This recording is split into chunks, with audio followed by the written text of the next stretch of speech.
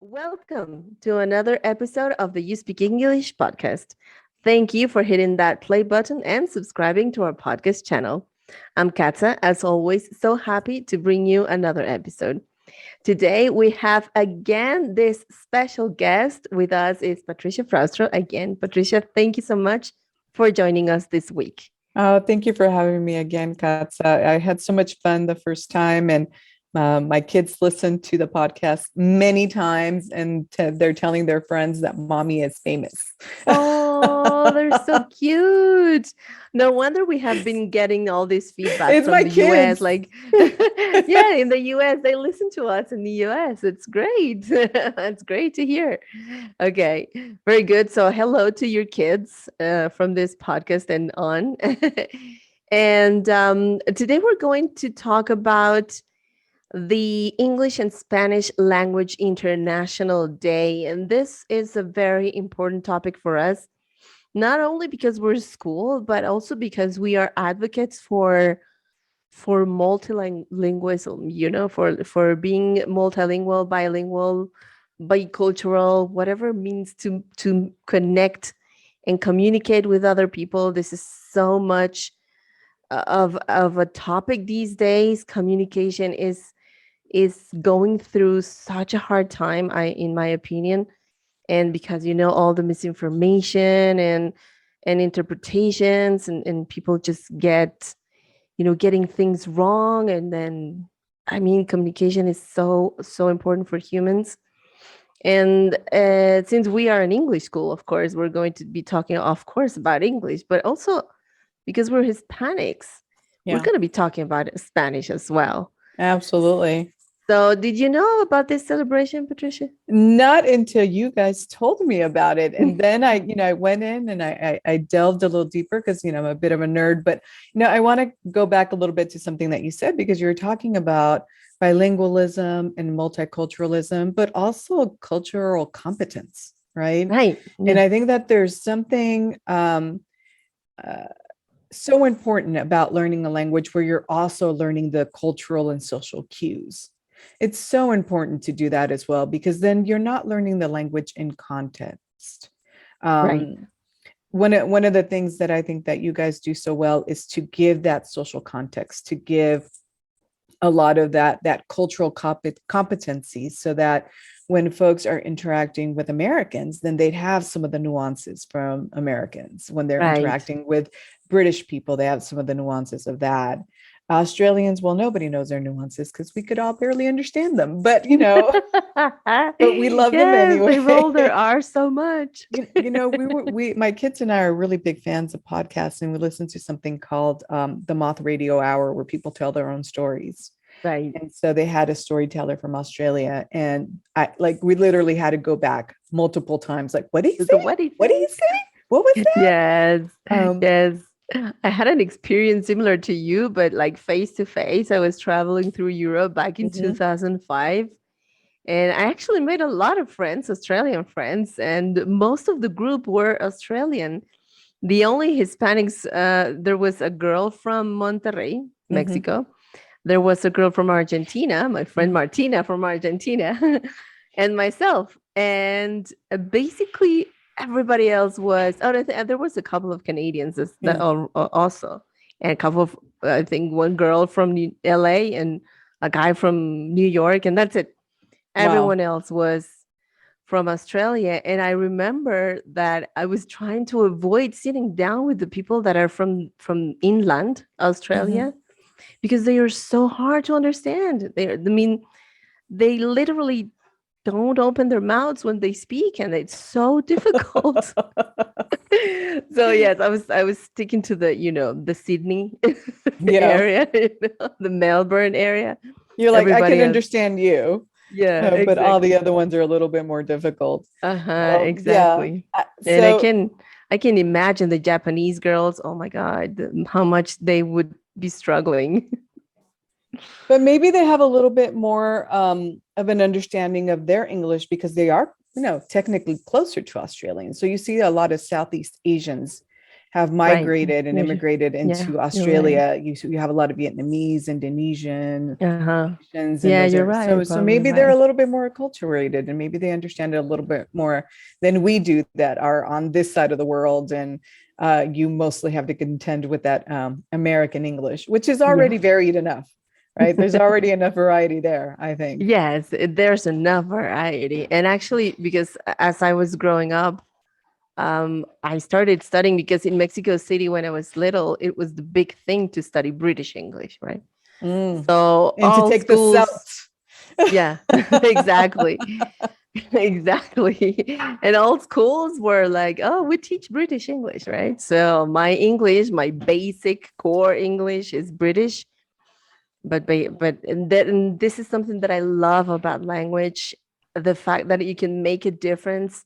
And Yes. also regarding interpretations, oh, I love it when we say we have something similar in Spanish, but then we can't really translate to Spanish. I mean, the language is unique, and I love it because of that. Yeah, I agree. I think that there's something so beautiful about Spanish. Yes, You yes. know, we have I have a friend whose grandfather was a professor of Romance languages. May he rest in peace. And he used to say that English is the language of business, but Spanish is the language of love. Of love, yes. And so and of the soul. And you sit there and you think about those things like absolutely. How Yeah, many so many different words in Spanish that don't exist in English. yeah, yeah. Despite the fact that English you borrow from so many different languages, right? What Yes. is bracelet is not really an English origin word. No, no. So Hmm. um, English has just kind of evolved to be a mishmash of different things. But I think that Spanish, yeah, you go through the periods where like the Middle Spanish and all that kind of stuff, but it didn't evolve and change as much. I think until migration really started to happen, and then you started picking up a lot of the bad habits of Spanglish, Yeah. right? And because it's easier to do that, to adjust a word rather than to learn it a Yes. proper word. But I think before then, really the language really did not have that much variation. And even now, like I go to Mexico and I hear people say nerd, and at first I was like, ¿qué es eso? And they're just like, Mhm. nerd, and I was just like, oh, nerd. I'm like, Oh, why do you nerd. guys not? Why don't you guys have a word of your own in Spanish to denote that, Uh-huh. right? And it's just like, Yes. why should we? We do. We have nerd, and this is like, okay, Yes, with the nerd with that. yeah, exactly, exactly. Exactly. Okay, let's go into a little bit of the history of Let's this do it. Let's celebration. talk about this. Yes. So the UN has established April 23rd, which was last Sunday, Mhm. Saturday, the Mhm. official date to celebrate English as well as Spanish language. An interesting fact is that both William Shakespeare and Miguel de Cervantes Saavedra are commemorated for their death in Mhm. this particular day. They both died on April 23rd. So we think, And so we think, yeah, yeah, yeah, yeah, yeah, yeah. So we would think. So yeah. in literature, these two major representatives of the language, we do care about them, and some of us we have grown to read maybe William Shakespeare in the Right. United States, and in Mexico we totally read Miguel de Cervantes at some Mhm. point. Not so much now in schools. I think culture has been shifted to another type of books. Mm. But I remember the first time I read El Quijote. I Yeah. was like 7 years old. I had the kids version, the kids edition, and I would read it every month. Like I would be on it all the time, and I would talk to my mom about it. And and particularly, I do have this kind of like feeling with Shakespeare as well. I don't very much like Romeo and Juliet. I think I mean, I know that his purpose was not to show love, Mhm. The purpose was to show how absurd humans can get when they're in love. Right. So that's why I really don't like Romeo and Juliet, but I love Hamlet. I love the way they use Oh, the you like the the language. tragedy. You like the Yes, like really, hardcore really, yeah, hardcore internal tragedy. turmoil to be or not to be. That That is is the the question. question. Exactly. Yes. Yeah. That's some Yes. existential stuff there, Katsa. That's Yeah, existential. totally, totally existential. And I can actually listen to many, actors who have been doing the soliloquy Mhm. for many, many, many years. And I do go on YouTube and just Who's your listen to it. favorite? Well, who's your favorite actor who depicts that soliloquy so well? Ah, it used to be Kenneth Branagh, to be Oh, honest. really? It used to Oh, be. you caught me off guard on that one. Yeah, Okay. you did. Yes, it used to be Kenneth Branagh, but now Tom Hiddleston does it really well. With Who? his voice, Tom Hiddleston. His voice so deep, and Oh, he's British also. oh So yeah. yeah, Isn't yes, he pretty multilingual too? I think he speaks like a couple he of is. languages. Yes, he speaks 4 languages. Yeah. Yeah, but the one that really I think he got it, to the spot, and then you can understand it even if you're not very well read in English, Uh-huh. is Andrew Scott. I Mm. think the way he intended it was amazing. Yeah. Yes. How Oh, about you? well, so Shakespeare, we started learning him early on, and I think that even throughout high school, like every year we did a year of language arts, right? Right. And so starting every year we would have one play that we'd focus on. So the first year was Romeo and Juliet, the second year was Julius Caesar, the third year I don't even remember anymore. And then there was always a production of the Tempest. There's always a production of like all of these different Shakespeare plays. And I think I just kind of got to the point when I got to college and really started to read the classics and examine them a little bit more critically. I got more into the point of thinking, um, well, I want to know more what was going on in this period. And then you learn a little bit more in terms of like Shakespeare might not have even written this stuff. It probably was his wife, it probably was his lover. It was, and that a lot of these things point to actually a woman probably having been the author of a lot of these plays. And I find that fascinating. I Yeah. totally find that fascinating.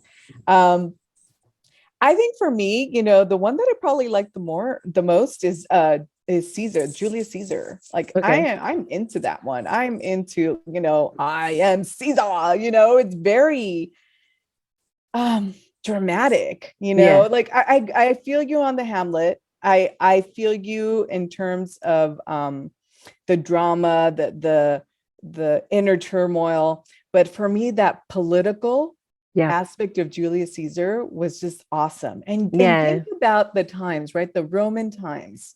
This is the birthplace of democracy, really. Right. And you have this idea of an emperor. You're really starting to see that imperialism is really going to go down. Yes.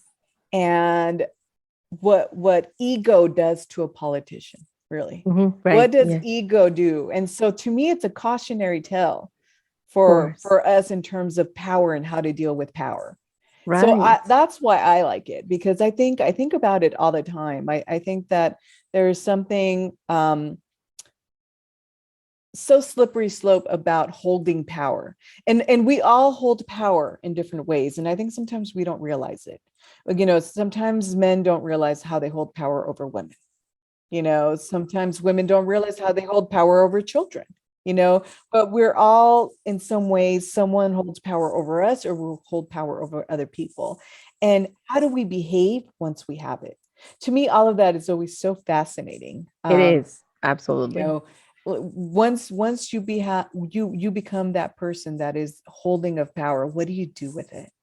And I think what we realize with Julius Caesar is really that a lot of terrible things can happen, And that if you are a terrible ruler, you're going to have a whole bunch of people like these senators conspiring to kill you. And so Yeah. beware of how you act, because there's always a way to take you down. I find that fascinating. Right, right. It is. I totally agree with you. It is fascinating. I mean, human behavior has always been a mystery, and I don't think that we have uncovered at least not even 10% of what it is. Yeah, I mean, we are baby steps, doing baby steps in that.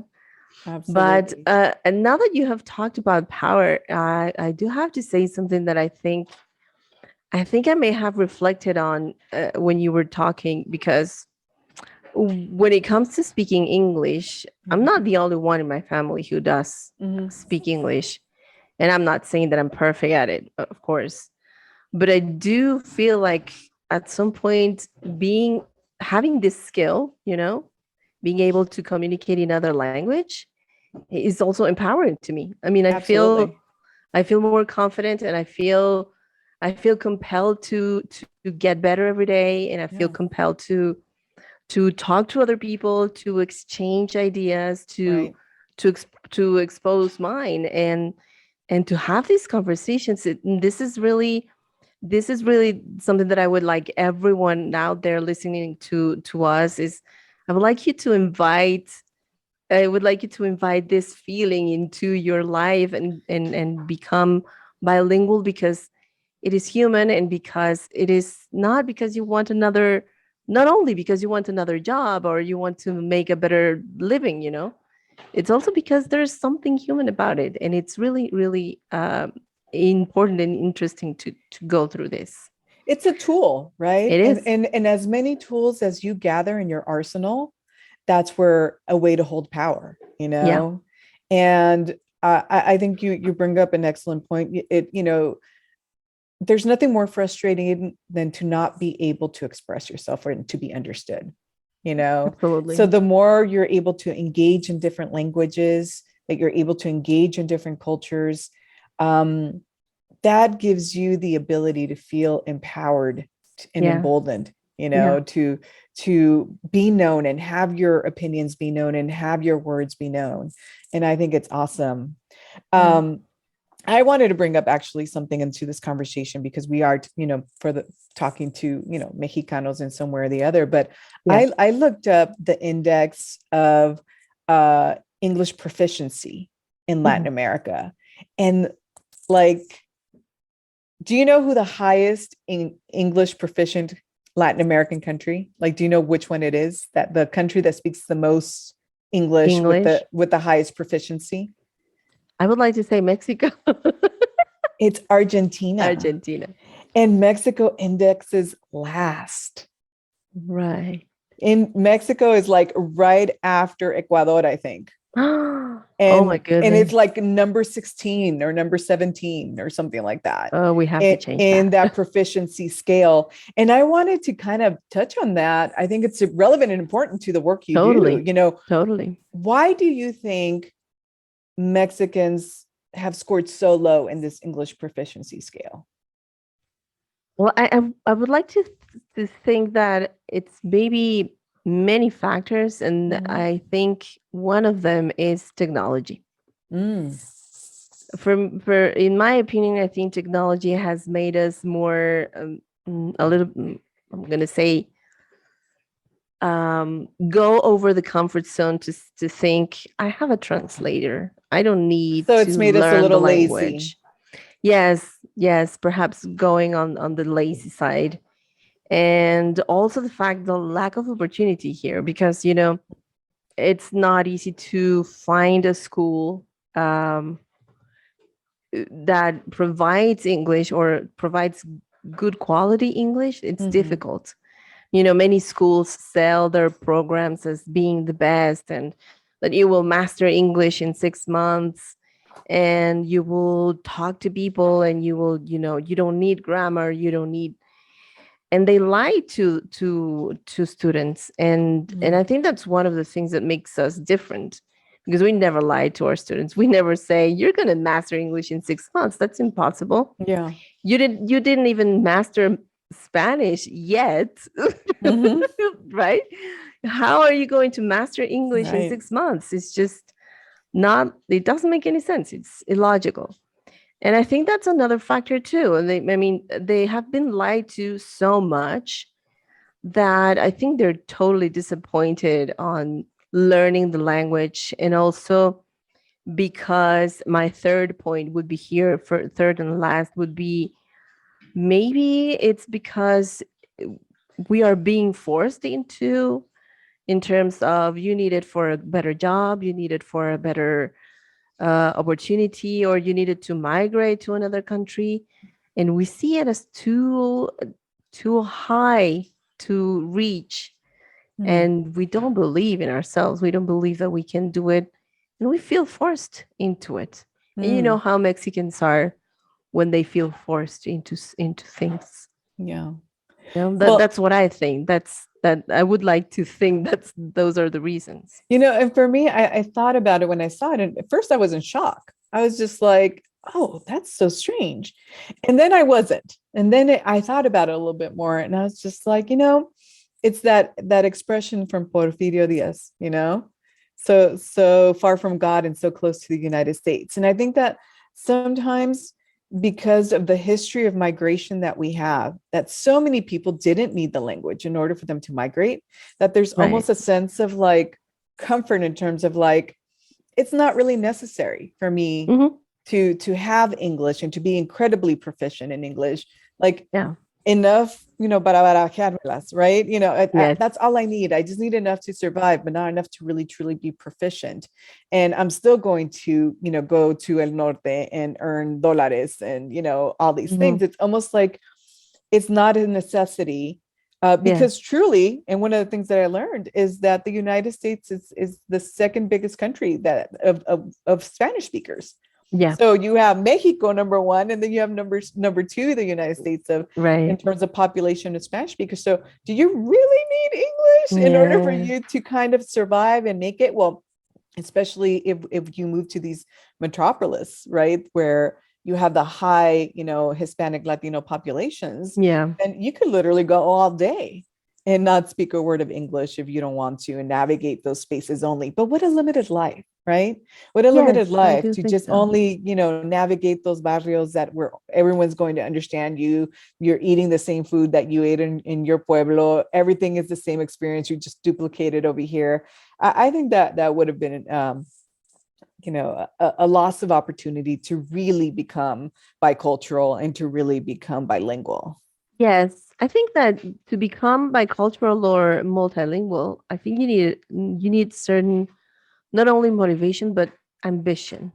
Mm, Ambition, not in terms of how much are you going to make to, if you speak English. Because now, like you say, this is one of the things that really shocked me when I moved to the States, that I saw everywhere. It's like, we speak Spanish in mm-hmm. businesses Yeah, and in lawyer offices, and important things like yeah. doing court, Hablamos or español. yeah, hablamos español, so you're okay. Don't worry, you can come to us. See what I mean? So I think it's more like own. It's your own decision. It's your own ambition, and this is something that you have always been, looking for. But I think some things are changing now, and I'll tell you why. Because my parents' generations and the generations before them, everybody planned on going back to Mexico. The, Right. the migration was just a temporary thing. Right. And so, why learn the language? I'm going to go back to my country anyway. But the Hmm. newer migrations that I've seen, people are not really planning on going back They're anymore. not. People No. want to come to the United States to stay. So I think Right. that when you have more of a plan of permanence, then you make the preparations to have more permanence and to be successful. And I think that therein lies a difference in Right. terms of how we are approaching language learning for English. I Yes. think. Yes. Yeah. Yeah. I mean, I agree with you. I agree with you. It's like as much as they need it, they will learn it or not. And it's a personal Yeah. decision, I think. Yeah. Do you want to be in the professional sphere in the United States? If you do, then you have to learn it. But if Yes. you don't, if you kind of feel like, well, I had a journeyman profession in my country, I'm going to have a journeyman profession, in California or in Florida, in Hmm. Texas, then it doesn't matter whether or not I really truly learn Yeah, enough English exactly. As because I long as didn't they need can to be a communicate. professional anyway. Yeah. Yeah, as long as they can communicate and ask how much is it and count to $10, they're fine, right? Yeah. Absolutely. Yeah. Absolutely. Yes. In my opinion, to be able to master one of the, there are six official Hmm. languages according Yes. to the UN, which is Spanish, English, Russian, Chinese, and Arabic and French. Arabic and Yeah. French. Yeah, right.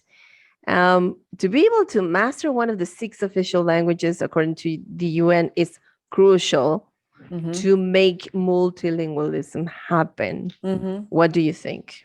I think that's absolutely correct. I mean, these languages that were chosen are no accident. They really do cover a vast amount of geography, Mhm. right?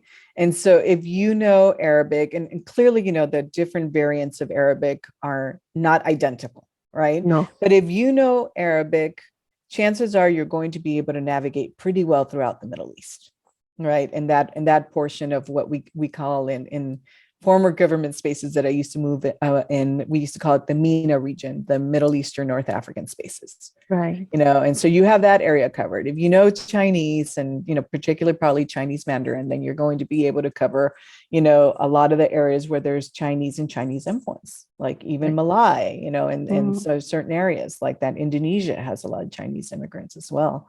Right. Um, and the French, I think probably more than not, it's kind of a legacy language. I don't think that Mhm. there's as much in terms, but in Africa, you still speak it a lot. They Um, do. you have a lot of French in Africa that is left over from colonialism. So Mhm. I think that's absolutely true. Now, me being the person that could be a little petty sometimes, I was thinking, wow, why did all of these countries get their own, like their languages get their own day, and English and Spanish have to share the same day? I thought that was really weird. I was Yeah, it thinking, was I don't really know about weird. that. It was only because Miguel de Cervantes Yeah, and William Shakespeare yeah. supposed to have died on the same day. And Shakespeare's supposed to have been born that day too. Uh-huh. Isn't that weird to have like been born and died on the same Of the day? I don't know same, about that. That's yeah, so strange to me. it He is. probably was like 30 something too, based Most likely on because lifespans. Yeah, so just life wondering. expectancy was not very high at that time. Absolutely. I mean, even in terms of just how much we know now about oral health alone, right? That, Right. how your mouth is determines how your Hygiene. health is. Yeah, it's Hygiene. Yeah. hygiene. It's so important. And we Yeah. know it now because of the current public health emergency that we're in right now, how important hygiene is, Oh and yeah. how Absolutely. important, it just keeps coming back to remind us every once in a while, hey, Yes. wash your hands. Wash Don't your cough hands. on people. Yeah, don't talk to people like so up close. It's Yeah, just not keep your necessary. distance. Keep your distance. Yes. You wear a mask, and I mean wearing a mask is always difficult. It's a big barrier to people who don't speak the language because it's so hard to understand when people are Yeah. talking behind the mask. It's something that has become a factor We here, pick for up a example. lot of the expressions, right, that help us figure out a word sometimes. Yeah, So we have exactly. like an expression that we're showing with our face, and we can't pick up on those nuances anymore with masks. And With then, masks. then also, the muffling of the noises and the sounds. Right. So yeah, Yeah. I get it. I definitely get it. Yeah. Yes. So yeah, for wrapping this episode is so sad. It's the time to go so soon. I'm having so much fun talking to you about this. But what are some of your insights about multilingualism? For me, it's been kind of a personal goal. I feel like people collect shoes, people collect, you know, cars. I collect languages, and so for me, it's kind of like you said earlier, and I really related to what you said, Katsa, that language is power, and uh, perhaps I'm exposing that perhaps I'm a little bit more power hungry than I believed myself to be, but I really do think that there's really nothing. I'm a communicator, and I've ended up working in fields where I have to do a lot of communicating all the time, all day long. Um, Right. And to be able to do it in someone else's mother tongue Mhm. is really for me a humbling of myself to them, Mhm. and letting them understand that I know I'm not speaking this perfectly, but I am, doing that. I don't know if you watch Harry Potter, that, hypocrite bow of, Uh-huh. understanding that, I am making these, I'm making an effort for you for out of respect. Right. And I think that that's so important, because given to what you said earlier when you opened the show, um, there's so much of breaking down of communication that's going on right now. So much Yeah. that Yeah. relies on us having mistrust of one another, and Yeah. not really believing that we have the best of intentions of one another. I think before we used to have the belief of like, oh, he didn't mean to do that. And now it's the opposite. The opposite is like You looking totally for a meant it. fight, where it would have been just maybe a little accident or a slight. And now you're looking for a fight. And so, Right. I think that if we remember respect, Benito Juarez, we remember respect, we remember, that people have the right to make their choices and express themselves, but all, of course, within the round of reason. Um, Yeah. I think that that's a powerful way of really reconnecting, and not seeing people as the other. There's a lot of research, Katsa, that shows that if we do not relate to people, then we don't really think they're as important as we are. Yeah. And so one of the ways that we can relate is through language. One of Through the ways that language. we can relate Absolutely. is through food. One of the ways that we can relate is through telling each other our stories and each other's stories, Yeah. and I think that that's really powerful and amazing. It is. It is. And I mean, I would like to delve a little in what you just said about humble to others because we're learning their language and we know that we're not perfect at it, but that we are on the way to get there. And maybe someday Mhm. we don't have any knowledge of when, but But it actually won't be that's six something. months. It won't. Absolutely, it Just won't. keep that in But mind. It won't be 6 months, exactly, you it know? won't. And I do think, for example, I do have this opportunity to talk to students and in my classes what I do with special holidays. We talk about Mhm. it, and I bring research and I bring the historic part and the cultural part, Mhm. and why do we celebrate That's awesome. Thanksgiving, for example, right? And I remember last year when I was asking them what would they like to learn about either Thanksgiving from Canada or Thanksgiving from the States. And they all said, "Oh, no, no, no, Canada, Canada. We hate gringos." And Thank you, I was Trump. exactly. Thank you, Mr. Trump. So yeah, I would like to say this. It's not about loving or hating some country's population. We're talking about language and we're talking about culture, and the fact that they don't have prehistoric culture as we do, like with Aztecs and Mhm. all those different communities and cultures and everything, that doesn't mean that they don't or you guys don't have culture. I do believe there's an American culture, and I do believe that perhaps maybe a little bad propaganda going on. Mhm. Thank you, Hollywood, and all those then TV and stuff. But I do believe that there's some great things about American culture that I would for sure love to talk to you about some Mhm. other time in our podcast. This is Yeah. my following topic for you. Talk about And you know American what? culture. What we need to talk about is that we do indeed have a native population in this country. We I do. think that, We do. it was decimated, Hmm. by, purposefully. Yes. It was decimated. People were driven out of their land. People were starved. And yet these populations have remained, and they're active. I've been very proud to work with Navajos, with Sioux, Lakotas, different folks. And I will say that the traditions are there, but when you have, generations upon generations of your cultures being picked apart, and not Yeah. incorporated. Because that's the difference between Mexicanos and the native culture, is that, it was kind of folded in and enveloped, right? And Mhm. Mestizaje did that in a way where, you didn't have the separation. No, In we the didn't. United States, it was completely different. You Yeah, it's had a like little let's bit, scrap it up. let's just carve it out and pretend it didn't happen. And let's just say that this country, was originated by, white Americans for white Americans. It's really very interesting. It's a It is. cognitive dissonance where like people have had to literally invent a lie and believe it in order for Yeah. them, And go on believing it. and go on believing it and perpetuating it in order for them to maybe not feel like, oh, it wasn't monstrous what we did to Powerless. these peoples in these societies.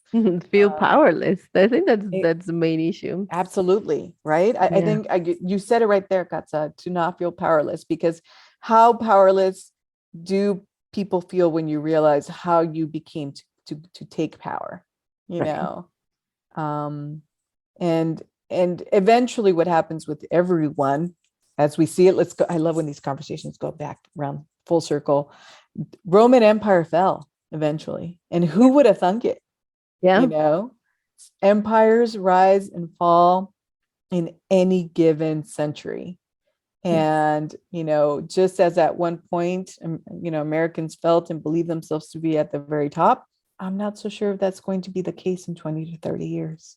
Yeah. Right.